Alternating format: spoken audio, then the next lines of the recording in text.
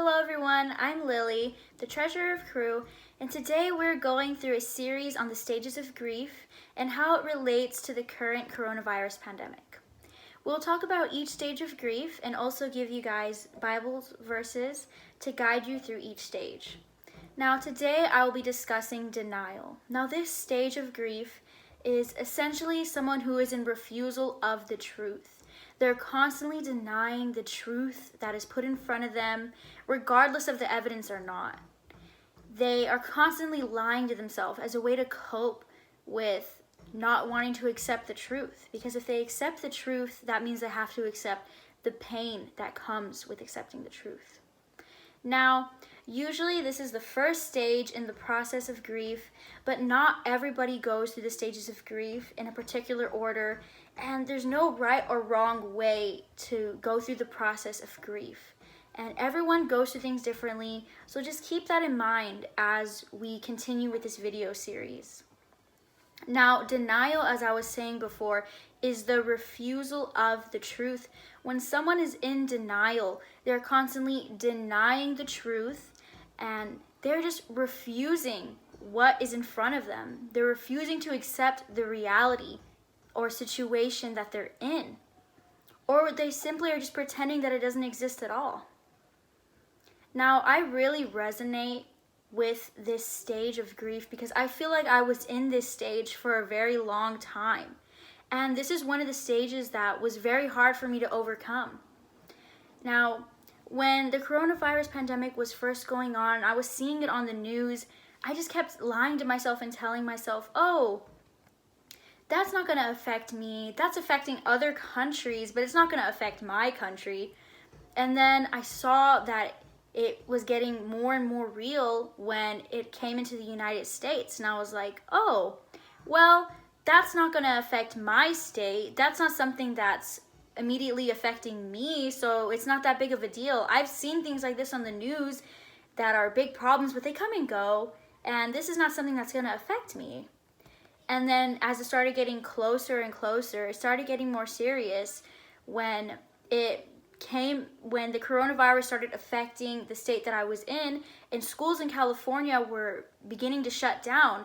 That's when I started getting really scared, but I still continued to lie to myself, and I just kept telling myself, oh, well, it's not going to affect my school. This is all going to go away. It's all going to be something that's just going to be in the past. It's not going to affect me. Well, all those lies that I was using to comfort myself were simply all shut down, and I was faced with the truth when my school was put online and everyone was forced into quarantine. There was no more lying to myself because the evidence was right in front of my face and there was nothing I could do about it but accept it. But then I realized why I didn't want to accept the truth. It was hard for me to accept that all the plans that I had planned for myself in the future, all the things that I was doing in my everyday life was going to be out of my control and essentially taken away from me. I didn't want to be out of control of my own life, so I used this form of denial and these lies to cope because I was in control of the lies. I was in control of how I was going to feel about this situation. But a verse that really helped me overcome that was Proverbs 19:21. Many are the plans in a man's heart, but it is the Lord's purpose that prevails.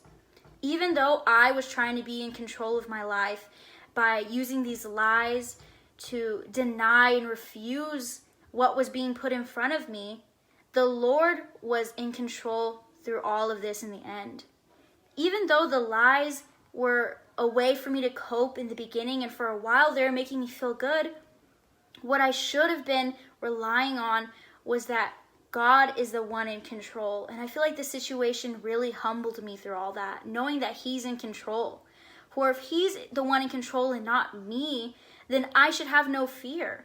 I should just be calm knowing that since He's in control, that means that good will come out of this and nothing bad can harm me. But I still couldn't help but feel broken and discouraged because I had lost something. I was essentially losing my everyday life that I was living for a long time. And it was still hard for me to process that because I was still grieving the loss of a lot of things in my life. Now, something that really helped me cope through that was realizing that the lies that I was telling myself were not gonna help me. They were only gonna help me for a little while because the lies were just temporary. But what I should have been relying on was the truth of God and His love. I should have been using His love to cope and not the lies to help me cope. And a verse that really helped me with that was Psalms 30, verse 5. Weeping may stay for the night, but rejoicing comes in the morning. Even though this whole situation that we're in with the coronavirus and this current pandemic may seem like it's never going to end and like there's no hope in it, just know that God will prevail through all of this. God has a plan for all of this, and He's using this situation in our lives to grow us in our faith and to really bring about His presence and love in all of our lives. Even though this all seems like it's gonna last forever, just know that everything is temporary. All of your pain is temporary, but God's love is forever. Now, if you're still going through this process of grief and you're just feeling really discouraged or confused and you just feel sad, just know that it's fine to feel like this. Everyone goes through the process of grief and processes things differently in their own time. It says in Ecclesiastes 3:4, there's a time to weep, a time to laugh, a time to mourn, and a time to dance. Just know that this is just your time to mourn. This is just your time to weep. And just have happiness and reassurance that there will be a time to rejoice and there will be a time to just have hope. But if you just need any prayer or you just need someone to reach out and talk to, just always know that you can reach out to Cru either through our Instagram or through our email or through YouTube. We're always here if you need someone to pray for you or talk to. Thank you for listening to the video. I hope it helped you guys, and have a nice day.